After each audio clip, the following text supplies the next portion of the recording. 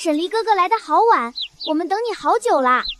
明日便要订婚，今日特意来上香祈福，来晚了些，抱歉。订婚好呀，哥哥的新娘子一定很漂亮。对呀，我们都想看看新娘子长什么样。公子，前面就是大雄宝殿了。苏小姐和二公子说先去偏殿等您，怎么没见人影？许是四处逛去了，我们先上香。沈离哥哥，你可来了！那个穿裙子的姐姐和那个坏弟弟就在这个大铜钟里面，他们在里面亲亲，不要脸不要脸！这个钟好重好重重的，扣在里面密不透风，真想让哥哥把他们憋死在里面。就是，他们欺负哥哥，活该被憋死。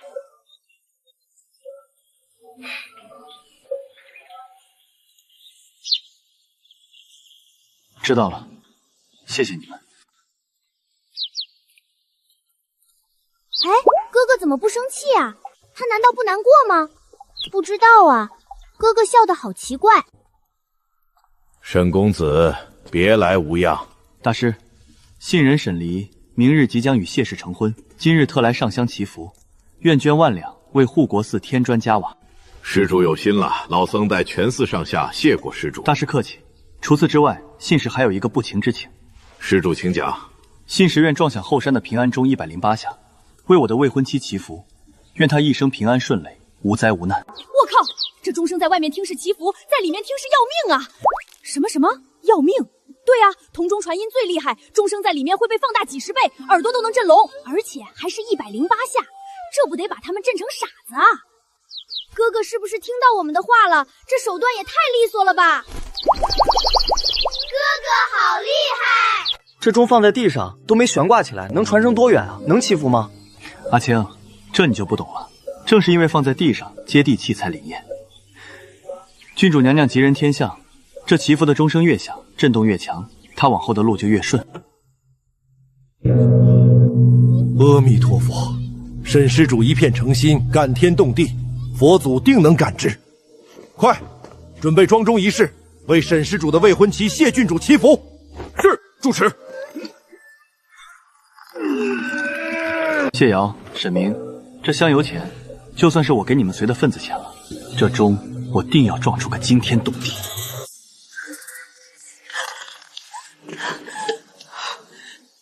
沈公子，不可，万万不可！哦，有何不可？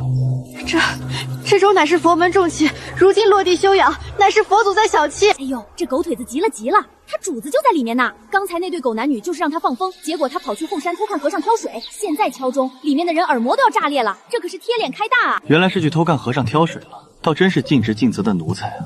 佛祖小妻，我捐了1万两香柔，佛祖高兴还来不及呢。让开！不行，真的不行！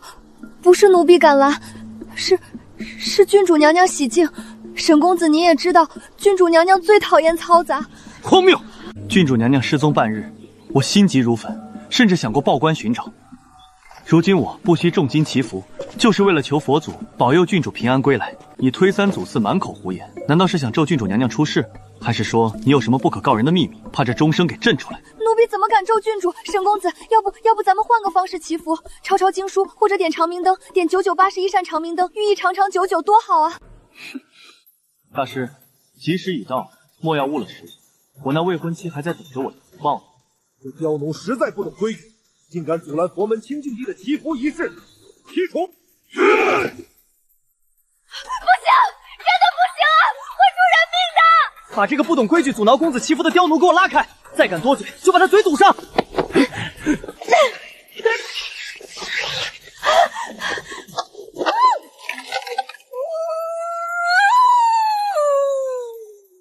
好戏开场喽！里面那个树弟刚才还在说哥哥坏话，说哥哥是铜咒伤骨，配不上郡主，只配给他提鞋。现在好了，让他尝尝铜钟的滋味，哈哈，这一杵下去，脑瓜子嗡嗡的。提鞋，沈明，你怕是连脚都要没了。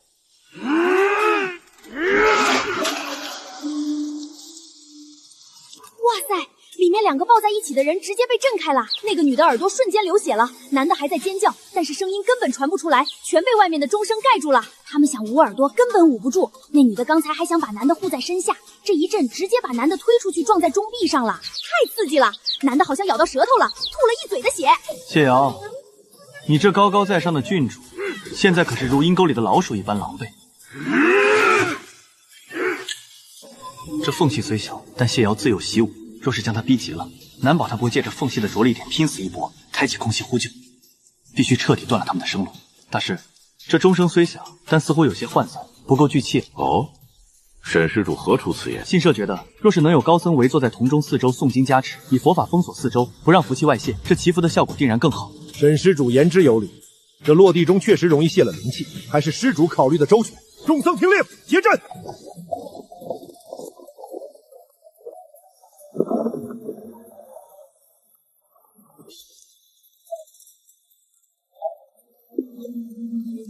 绝了！小哥哥太绝了，这是给人超度呢，物理超度。里面的女的刚才还想顶起钟来着，肩膀都顶破皮了，结果外面一坐人，她又被压趴下了，脸正好砸在男的胸口上，男的又吐了他一脸血。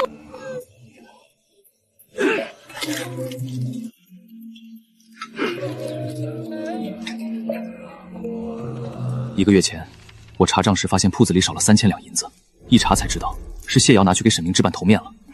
拿着我的钱养我的树弟，还要踩我的脸，这对狗男女把无耻2字演绎到了极致。哎呀，里面的人七窍流血，血都溅到钟壁上了。他们现在像2滩烂泥一样贴在壁上，都快没气了。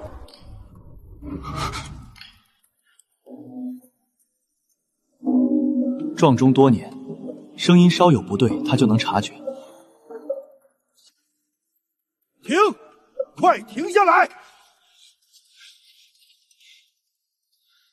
这钟声似乎有些不对劲儿，像是有什么东西糊在里面了，或者是垫在里面了，声音发闷。放开我！绝对不能在这时候停下。若是现在把钟掀开，两人虽然重伤没死透，那便是后患无穷。谢瑶是侯府郡主，沈家在权势面前始究矮了一头。若是他们活着出来反咬一口，说我谋杀未婚妻，我百口莫辩。我要的是一击必杀，永绝后患。大师，怎么停了？可是有什么不妥？大师，信使听闻，祈福撞钟讲究一气呵成，若是中途断了，是不是寓意着郡主娘娘会有什么不测？我就知道郡主娘娘失踪是不祥之兆。若是郡主娘娘出了事，我也不活了。既然菩萨不肯保佑，我还不如随我那苦命的未婚妻去了。公子不可啊！你要是也没了，老爷可怎么办啊？你可千万不能想不开啊！沈施主莫急，莫急，贫僧并未说有不测呀。大师此言当真？可刚才那钟里传来的声音，只是这声音略有沉闷，或许是地上湿气重的缘故。无妨无妨，出家人绝不打诳语。既如此，那就请大师继续，千万不要停，一定要为谢郡主撞满108下，保佑她一生顺累，长命百岁。信士愿再加捐5000两，为寺中菩萨重塑金身。好，沈施主大义。众僧听令，继续装，用力装，务必让佛祖听到沈施主的心声。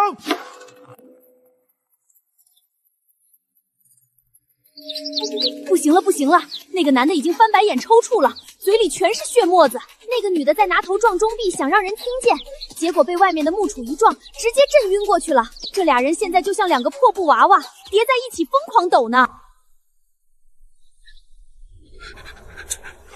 哎呀，大哥，真是不好意思，手滑了。沈离，你能不能别这么娇贵难伺候？不就是件衣服吗？明帝又不是故意的，你真是不知检点，连弟弟都不懂爱护。当初你们做这些事的时候，可曾有过一丝怜悯？今日我就成全你们，让你们这对苦命鸳鸯在地狱里好好团聚吧。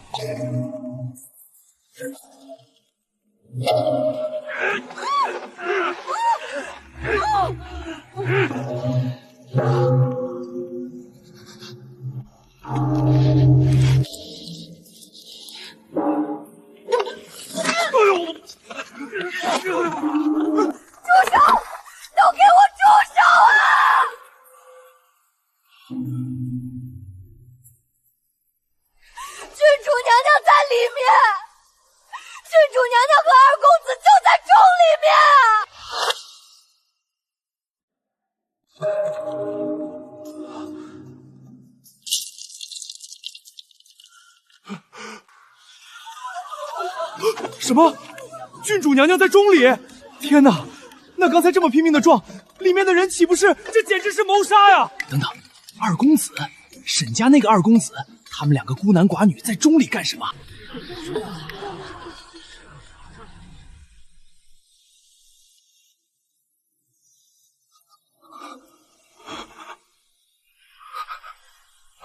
春兰，你说什么？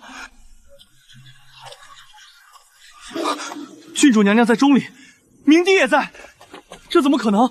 他们两人怎么会挤在一口钟里？这里可是佛门清净地啊！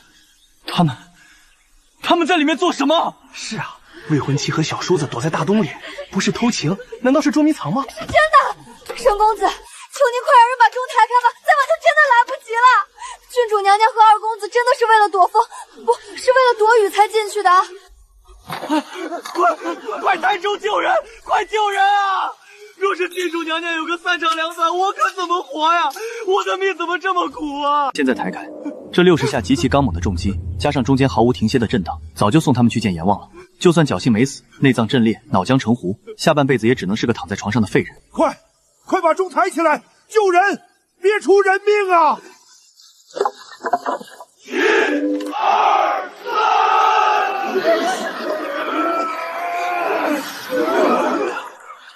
小姐！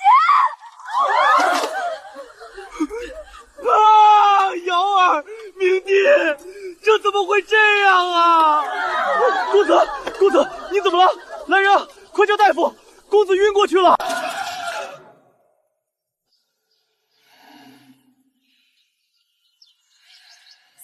死透了，这回真死透了，活该！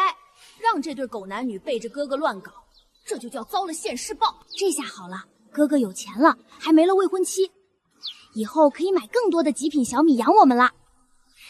干得漂亮，小家伙们！回头定让人在院子里种满上等的金灿谷子，让你们敞开肚皮吃个够。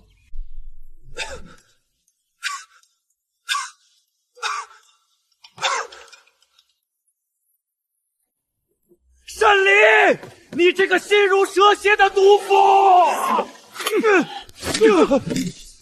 够了，你还嫌不够丢人现眼吗？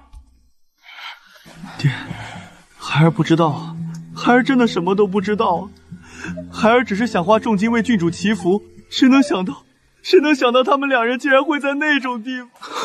那是护国寺，是佛门清净地啊！他们怎么能在菩萨的眼皮底下做这种苟且之事？这是亵渎神灵，是遭了天谴啊！他唯一的孙女死，侯府虽然绝后，但他本想借机拿捏我，让沈家大出血。但亵渎神灵这个词实在太重了，这上了年纪的人最惧怕鬼神之说。若是非要追究我的责任，势必把这桩惊天丑事闹上公堂，到时候谢瑶会背上淫乱佛门的千古骂名，彻底毁了侯府的根基。沈公子也是一片好心，办了坏事，此事全是这个刁奴春兰知情不报，害了主子。老夫人饶命啊，饶命啊！奴婢也是被逼无奈，没有办法。拉下去，乱棍打死！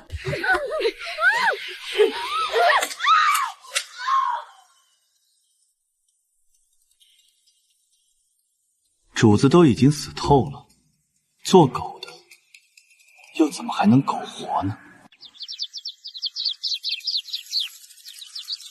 公子，大事不好了！继父在外面疯了一样到处造谣，说您早就知道二公子和郡主的事，故意设局害人，还说您买通了和尚，故意把钟扣住。现在全京城都在看咱们的笑话。他这只疯狗还真是不到黄河心不死。既然他这么赶着投胎，那我就好心成全他。去查查那老东西的底细，越脏越好，连底裤都给我扒出来。查到了，那个刘氏在外面偷偷养了个小姘头，他不光这样，还挪用了你们府里的公众银子去贴补，连给沈明置办的聘礼都被他用假货狸猫换太族换成了现银。干得漂亮，把这些致命的证据装作无戏间透露给我那个爱财如命的好爹。你这个不知羞耻的东西，竟敢拿老子的钱去找姘头，我打死你！啊！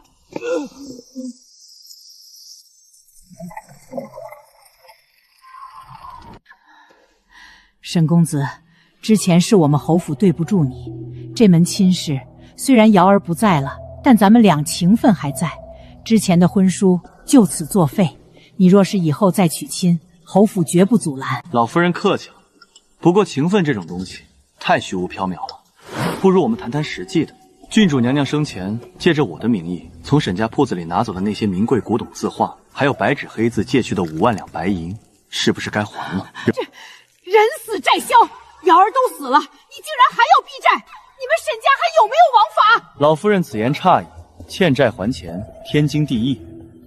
若是侯府不还，那我只能去顺天府击鼓鸣冤了，顺便把郡主娘娘和庶弟在佛钟里的那段风流轶事，再好好给全京城的百姓讲一讲细节。还，我们侯府砸锅卖铁也还给你。公子，外面那些人真是站着说话不腰疼，他们竟然说您得理不饶人，说郡主尸骨未寒，您就逼着侯府老夫人还钱，简直冷血无情。嘴长在他们身上，让他们说去。侯府百年基业，真金白银拿不出来，也就只能在这点口舌之争上找找存在感了。公子，那个老太婆坏透了，她根本没打算还您真东西。昨天半夜，侯府管家带人偷偷从城西的鬼市拉回来了好几车假货，那些什么宋代的汝窑、前朝的字画，全是刚出炉的高仿。管家正让人用笼茶水泡字画做旧，还把瓷器埋在泔水桶里熏包浆呢。哼，这侯府老夫人还真是不见棺材不落泪，想拿赝品偷梁换柱，不仅赖掉巨债，还要把我打发了。既然她这么喜欢演，那我就干脆给她搭个全京城最大的戏台子。公子，您吩咐。带上500两银子，去城中最大的德悦楼，把明天2楼的雅座和1楼的大堂全给我包下来。公子，咱们包9楼干什么？办喜事，去给京城里有头有脸的权贵、大掌柜，还有各大当铺的潮收老发师们发腾金帖子，就说我沈离明日要在德悦楼与侯府公开举办一场还钱交接大典。公子高明，在全城人面前交接，我看侯府还敢不敢耍花招？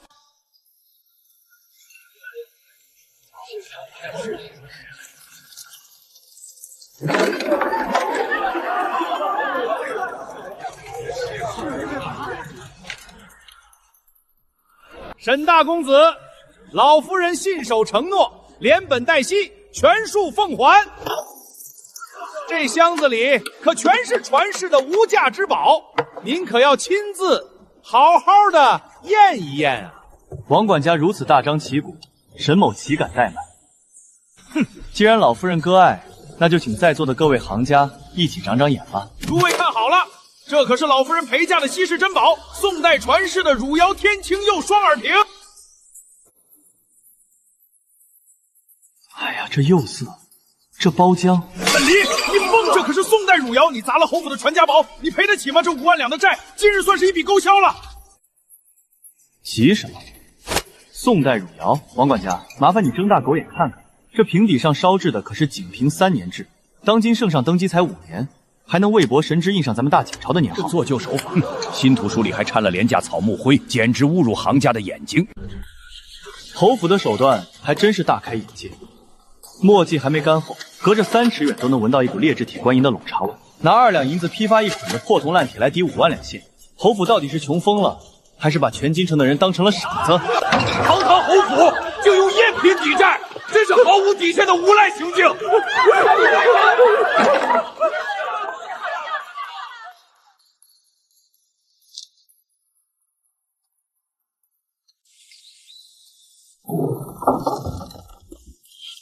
逆子，你这个要把家族拖下水的逆子！来人，给我把这个孽障捆起来！今日我不打断你的腿，沈家就要被你全毁了！怎么，在外面丢了人不够，还要回来把亲生儿子打死，好给侯府递上一张鲜血淋淋的投名状吗？你懂个屁！知不知道侯府瘦死的骆驼比马大？老夫人只要喘过这口气，动动小指头就能碾死我们沈家！把欠条拿出来，马上交给我！交给你做什么？我要亲自去侯府，带着欠条亲自跪在老夫人面前负荆请罪。只要当面把欠条烧了，再赔上一大笔银子，就能息事宁人。我绝不能看着沈家毁在你手里。这就是我的亲生父亲，为了保全那点可悲的生意，竟要扒我一层皮去讨好仇人。父亲大人，你脑子里装的是江湖吗？今日德悦楼一战，侯府造假抵债的丑闻做满城风雨，老夫人的脸面早被我踩进了烂泥里。你若拿着欠条去下跪，只会告诉全京城，沈家是个软弱可欺的废物。一旦侯府悔过神，他们第一个要做的就是吞掉你所有的家产，要了你我的命。公子，老爷，不好了！出什么事了？耗丧什么？是大理寺，大理寺的少卿大人亲自带人把咱们府给围了。侯府老夫人动用了朝堂暗桩，说护国寺同中案是蓄意谋杀。大理寺少卿跳过顺天府签发了逮捕令，要重新拿公子下大狱啊！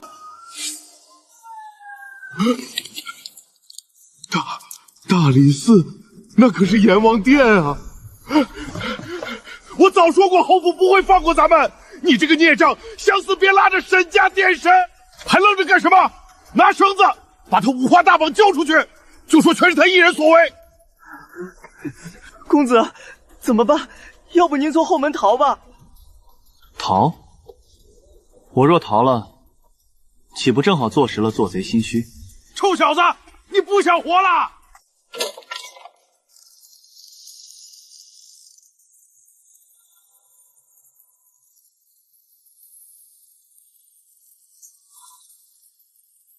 你就是沈离。护国寺同中案死因存疑，本官奉命捉拿嫌犯沈离。来人，锁上！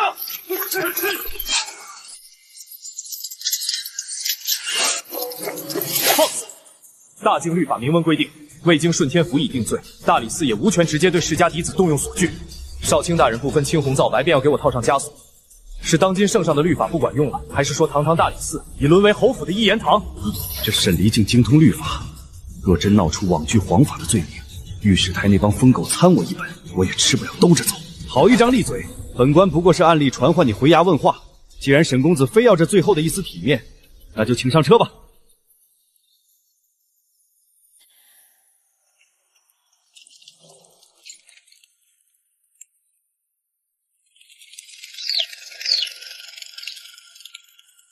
沈公子进了大理寺，铁打的汉子也得脱3层皮。若是识相，乖乖把5万两的欠条交出来，本官或许还能留你一具全尸。否则如何？大人与其操心我有没有全尸，倒不如多操心操心您自己。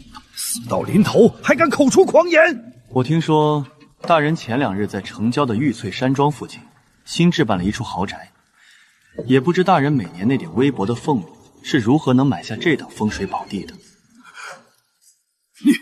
你胡说八道些什么？是不是胡说？大人心里清楚，有些东西藏在密室底下的暗格里，未必就真的密不透风。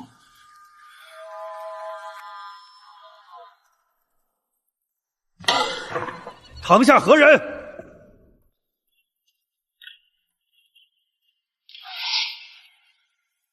怎么会是他？大胆和尚，还不从实招来！你是不是受了这沈离的重金贿赂，故意在同中内设下死局，蓄意谋杀谢郡主与沈家2公子？若再敢有半句虚言，本官今日便让你尝尝大理寺的108道大刑！青天大老爷呀，老衲冤枉啊！是那2位施主不知廉耻，在佛门净地行苟且之事，亵渎神明啊！老衲只是敲钟祈福，谁能想到他们衣不蔽体，躲在大钟里头，那是业火焚身，是天谴啊！一派胡言，分明是你们勾结串通！来人，给这老和尚上夹棍，看他的骨头有没有嘴硬！少卿大人好大的官威！护国寺100年古寺，岂容你在公堂上屈打成招？此事上百香客亲眼所见，侯府老夫人都亲口认下了这桩丑事，大人却强行越过顺天府翻案，如此急不可耐地替侯府遮掩。大人对侯府的名声如此上心，莫不是暗中收受了侯府见不得光的香火钱？难道大人的底气全靠那几万两的汇款撑着吗？刁民放肆，公堂之上竟敢污蔑朝廷命官！给我上大刑！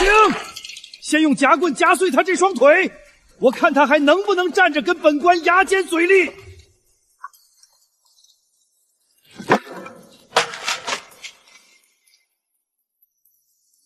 都给我住手！苏边修，你虽是新科探花，但这公堂之上还轮不到你来发号施令。这等刁民巧言令私，本官用刑有何不可？凡涉命案，无确凿物证，无苦主当堂对质者，主审官绝不可善用大刑逼供，违者同罪论处。少卿大人，此案顺天府早已结为意外天检，大人仅凭一面之词强行翻案，在毫无实证下要动用家骨，大人这般急不可耐的屈打成招，究竟是在审案，还是在替人杀人灭口？好一个一律办事！既然苏边树觉得案情需推敲，本官便给你这个面子。来人，将嫌犯沈离剥夺外袍，暂扣大理寺偏详，严加再审。退堂。侯府管家前夜去了翠竹山庄，拉了一车好东西，光银票就有3万两。那大官把钱全塞进书架后的暗格里了，还有好几本黑皮账册，记得都是他强占良田、收受贿赂的烂账。3万两买我一条命，侯府老夫人还真是舍得下血本。只可惜，她吞下的不是金银，而是催命的丧钟。干得漂亮，回去赏你最肥的虫子。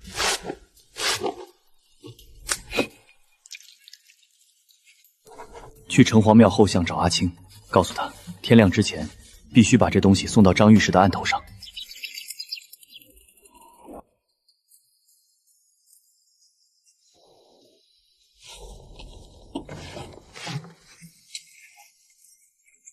待贤妃审理。审理，在冰窖里反省清楚了吧？本官给你最后一次机会，护国寺谋杀一案，你招还是不招？少卿大人为了银子，连这头顶的青天都敢折，草民就算招了，大人敢接吗？冥顽不灵，给本官上大刑，看他还能不能嘴硬！大胆，竟敢在公堂之上滥用私刑，构陷忠良！张大人，您怎么来了？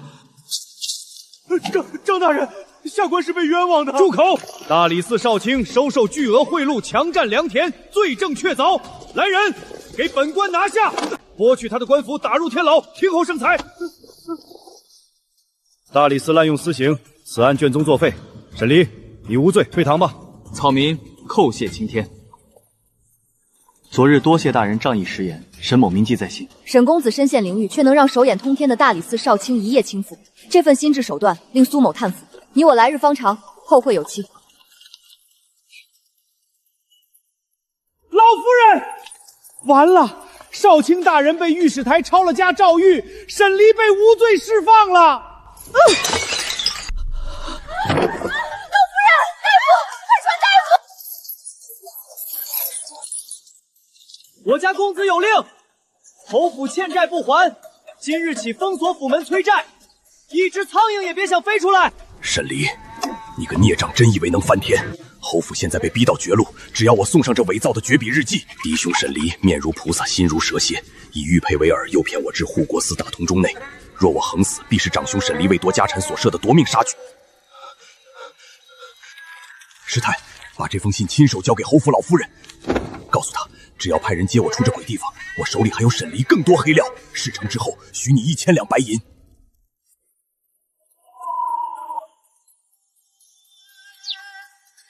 那老残废写了假血书，快去告诉主子！好一个绝地反击的连环计，双腿都断了还不老实，竟能想出伪造血书，构陷我谋杀庶弟的法子。我的好义父，看来还是在水月庵里吃的太饱了。公子，这毒计太过阴损，那尼姑现下正往京城赶，要不要属下带几人去半路劫了他，将那伪造的在血溪连人一起毁尸灭迹？劫？为何要劫？可是那血书一旦送进侯，他既然这么想跟侯府结成同盟来对付我，怎么好意思扫他的兴？不仅不能拦，咱们还要帮他把这份大礼办得更风光些。通天不仅用最下作的秽语将当今圣上骂了个狗血淋头，更是连带着将侯府老夫人祖宗18代都刨出来疯狂诅咒。这份大逆不道的巫蛊祷文，足以诛灭9族。把这2样东西装进一模一样的牛皮信封，去城郊悦来客栈盯着，那尼姑今夜必定在那歇脚。等她睡死过去，把真信换出来，手脚干净点，不要让他们狗咬狗。属下明白，保证神不知鬼不觉。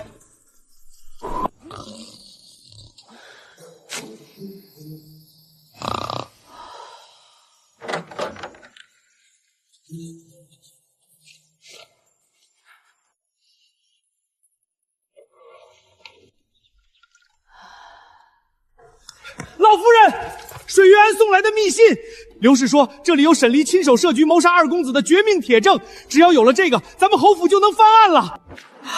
什么？天不亡我侯府！沈离，我看你这次怎么死！快念，大声的念，让所有人都听听沈离是怎么作恶的。苍天无眼，妖孽横行，今有京城内那昏位无道的老卖昏君。念啊，怎么停了？老夫人，这字迹确实是柳氏的笔迹，可这内容他说您这只贪得无厌的老灾星克夫克子，早该下18层地狱。他还说要用邪术咒死皇家满门，让整个侯府给咱们陪葬。我的八字，这是哀家的八字啊！巫蛊之术，这是要诛九族的大罪啊！疯了，刘氏彻底疯了。他见自己翻身无望，便想用大女婢的脏水把侯府也拉下水，把府里惯死士叫来，绝不能让他活着见明天的太阳。是。侯府要灭我的口！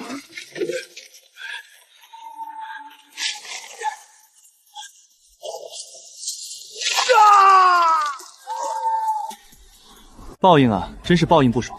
不费一兵一卒，不仅瓦解了同盟，还借老夫人的手除掉继父。公子，侯府那边已经乱成一锅粥了，咱们是不是该去收网要账了？要账不急，咱们那位好父亲趁着这几天府里大乱，竟然悄悄把家里最赚钱的3间商铺和2座钱庄的地契全从藏起来。地契被抽走了，老爷这也太偏心了吧！公子您在前面冲锋陷阵，连命都豁出去了，才把侯府和刘氏那帮人收拾干净。他不仅一点力没发，现在见局势稳了，竟想在背后捅刀子。他眼里从来只有真金白银和家主的权威，如今侯府大势已去，成了一块肥肉，他自然忍不住要跳出来独吞这胜利的果实。老爷，您这么做，若是大公子知道了，只怕又要闹得天翻地覆。你看看他最近干的事儿，信性太狠辣无情了。要是真让他拿回那5万两彻底掌权，我连死都不知道怎么死的。那老爷的意思是，你明日一早带人去侯府，就跟老夫人说，那5万两的借条一笔勾销。可那借条在大公子手里捏着，由不得他不交，我是他亲爹。城东那个王大户不是刚死了第7个田床吗？你去趟王家，就说我愿意把沈离许配给他。那王大户可是个吃人不吐骨头的活阎王，大公子要是去了，活阎王才治得住这头养不熟的白眼狼。等大比聘礼进门，就名正言顺派家丁把院子封了，搜出借条，拿走地契，直接5花大绑塞进花轿。是活，看他自己造化。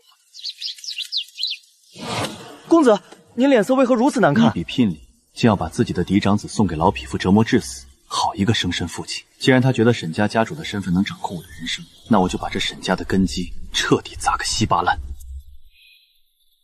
去，通过麻雀查清家里钱庄的暗账，我要让沈万山在3天之内倾家荡产。东街通汇钱庄的库银只有账面上的30%，其余全被沈万山偷偷挪去填了江南生丝生意的窟窿。西市的米行压了2个月的货款没结，他以为把地契锁进暗格就能高枕无忧，却不知这商业帝国早就是个千疮百孔的破筛子，只要戳准死穴，就会全面崩塌。这上面是沈万山最大的3个主顾，以及他们存在钱庄的底数。你带上我私账里的银票，乔装去见他们，告诉他们沈家为填侯府的窟窿，资金链马上断裂。只要他们明日一早去提现抽资，我愿额外补给他们20成利。公子放心，奴才保证把这把火点得旺旺的。沈家没钱了，快把我们的血汗钱拿出来！再不提现，沈家的钱庄就要跑路了！砸了他！各位客官，各位客官，稍安勿躁，掌柜的正在筹钱。借不到，为什么借不到？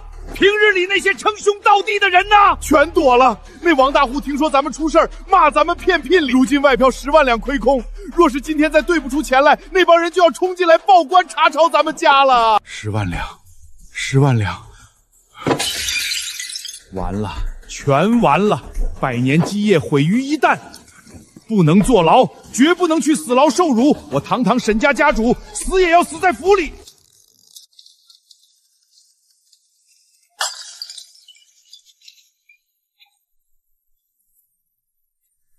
父亲这就准备上路了。外边的债，难道还指望儿子来替您还吗？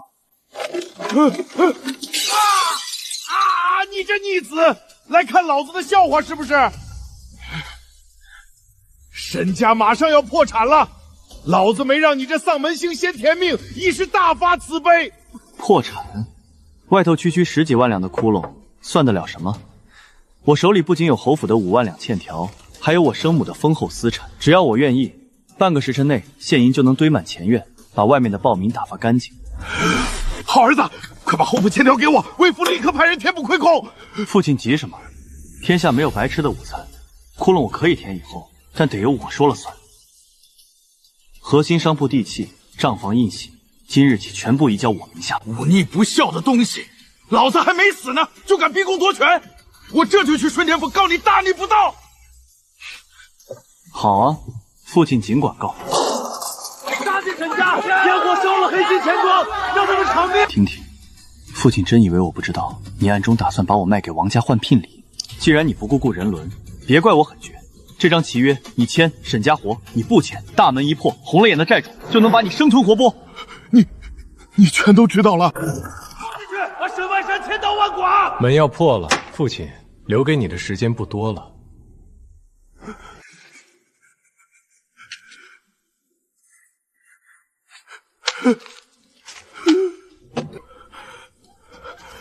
灵儿，你不能这么做，你这是要逼死我呀！父亲，您当初私藏地契，想把我卖给王家的时候，可曾想过我是您的亲儿子？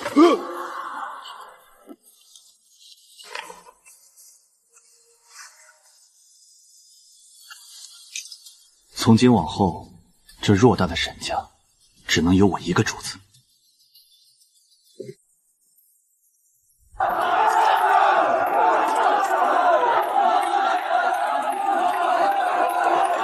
沈家破产了，沈万山是个老赖，快还钱！砸门！再不出来，我们今天就烧了沈府！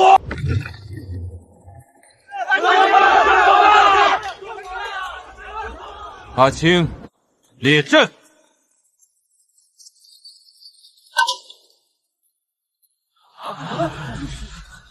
吵什么？沈家还没死绝，你们的钱一分也少不了。口说无凭，外面都传你们沈家钱庄空了，拿真金白银出来给我们看啊！抬上来。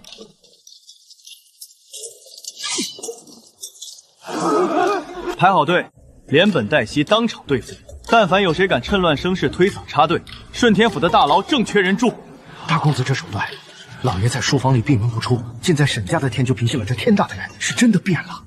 赶紧去拜见新主子。大公子威武，我等誓死效忠大公子。攘外必先安内，如今内部隐患已连根劈除，该去收割最后的猎物了。侯府，你们的死期到了。阿青，属下在。去库房，把所食狮子的那条生铁链给我拿来，叫上所有护院，随我去侯府收账。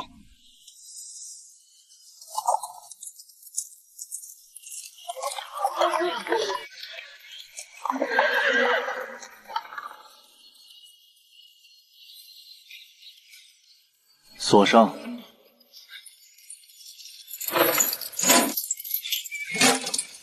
大胆狂徒！这里是侯府，你们反了天了，敢锁大门！快放我们出去！侯府老夫人亲笔立契，借我沈家5万两白银，今世期限已至。我沈离把话撂在这儿，太阳落山之前，若是见不到5万两现银，我就拿着借条去顺天府强行查封。到时候侯府家眷全给我卷铺盖，滚到大街上要饭！天哪！堂堂侯府竟然被商贾当街锁门逼债，这百年颜面真是被踩碎在泥地里了。这可是前朝大家的真迹，绝世孤本，你竟然只给500两！管你什么真迹，现在全京城谁不知道你们侯府惹了天怒官非，急着掏现救命？500两多一文不要，爱卖不卖。你们这是趁火打劫，这是抢劫！你还当自己是高高在上的侯爷呢？门外那条生铁链还在脖子上悬着呢，你还有讨价还价的资格吗？短短半日，侯府几代人殚精竭虑攒下的家底，被沈家暗中掌控的商行合法合规的洗劫一空。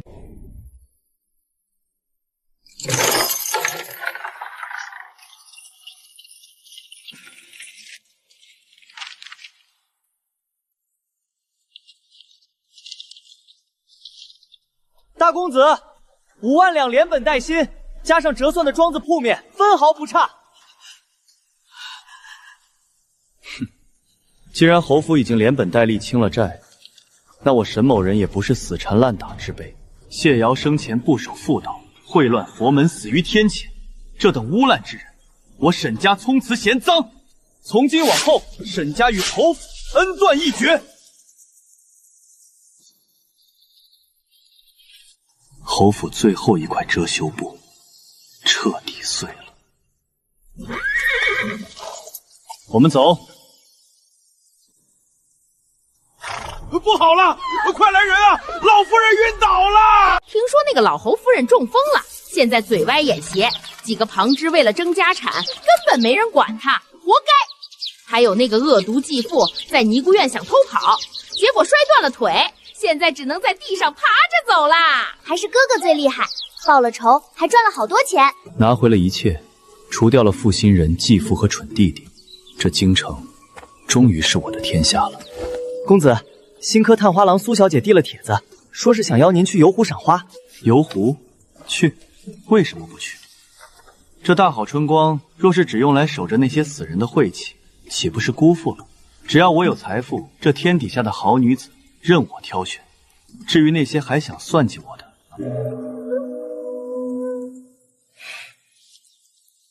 我不介意再送几个人进去，给他添点香火。